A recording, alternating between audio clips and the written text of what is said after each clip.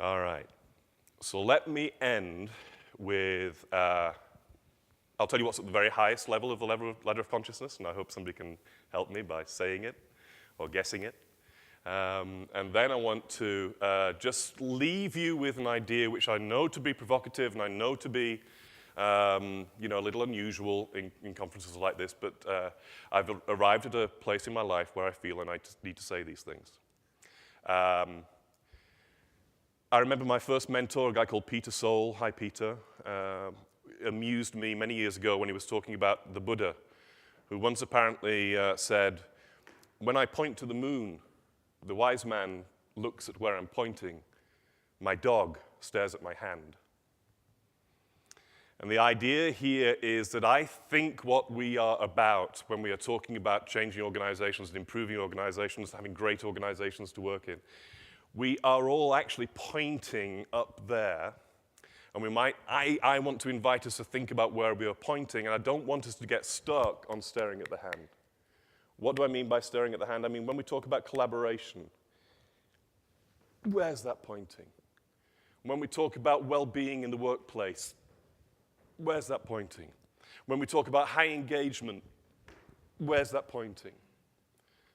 When we talk about integrity, when we talk about values, when we talk about vision, where is that pointing? Because we tend to get stuck on the hand conversation.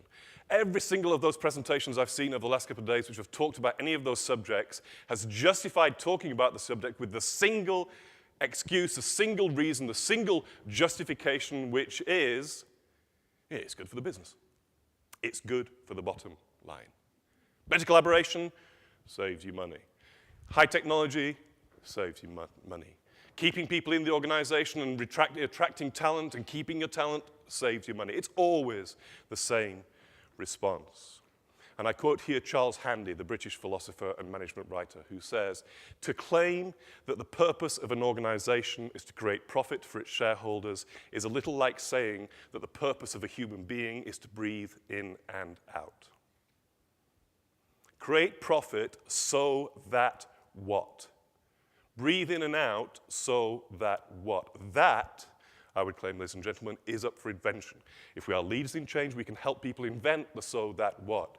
So here I'm going to end on what I think all this is pointing to. What do you think is the highest level of consciousness in Colin Wilson's ladder of consciousness model? Would anybody like to say the word? No? That's there in service and contribution. It's high up there. High up there. If you think about most of the world religions, if you think about most of the spiritual practices in the world, they talk about development, enlightenment, and then use the enlightenment in order to make a difference out there. You know, before enlightenment, do the laundry or sweep the floor. After enlightenment, sweep the floor. You know? So contribution is up there, but what's the highest level? I used it right at the beginning of my talk.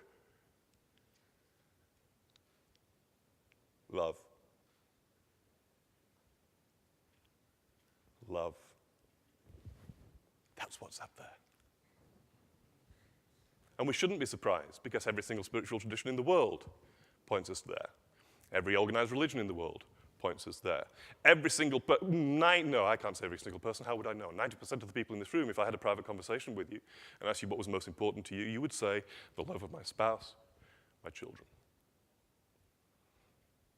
And what would it be like if we use some of that power and energy we have when we are around people that we love and took it, all of it, some of it, into the workplace?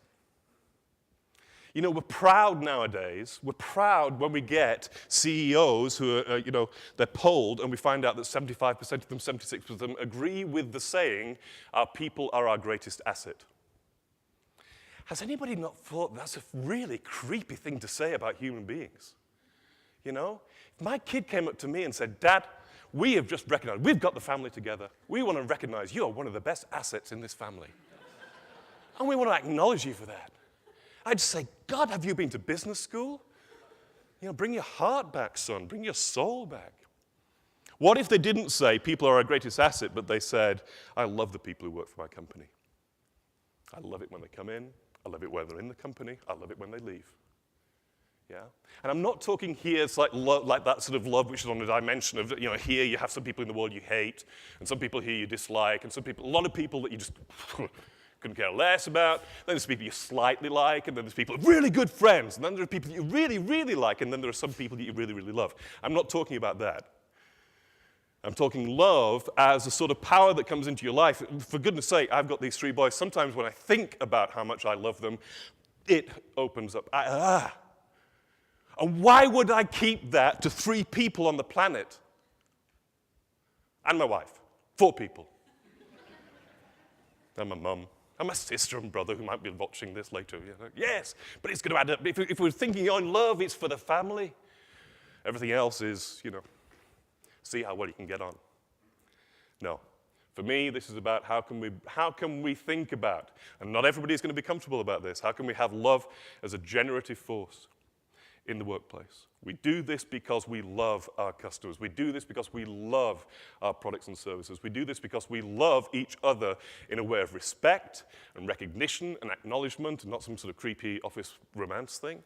Love. Yeah? So there.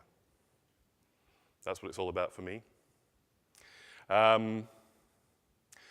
So I love my work. And when I fell in love with being alive, I realized how much I loved everything. So I'm going to end with something, actually, I spoke at the very first WorkTech in 2003 in London.